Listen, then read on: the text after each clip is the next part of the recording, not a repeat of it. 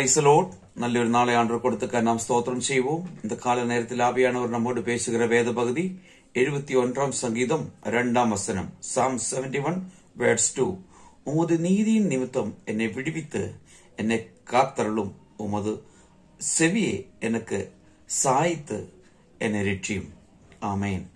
இந்த இடத்தில் ஒரு தேவ பக்தனுடைய ஜெபத்தை, வேண்டுதலை நாம் இப்ப இங்கே பார்க்க முடியும். நாம் எப்படி ஜெபிக்கிறது? இப்படிப்பட்ட ஜெபங்கள் நாம் ஜெபித்து இருக்கிறோமா? அப்படி இல்லவிட்டால் இந்த கால நேரத்தில் இருந்து அப்படி ஜெபிக்கும்படிக்காய் நாம் ஆயத்தமாவோம். நிச்சயமா நம்முடைய காரியங்கள் வாய்க்க செய்யும்.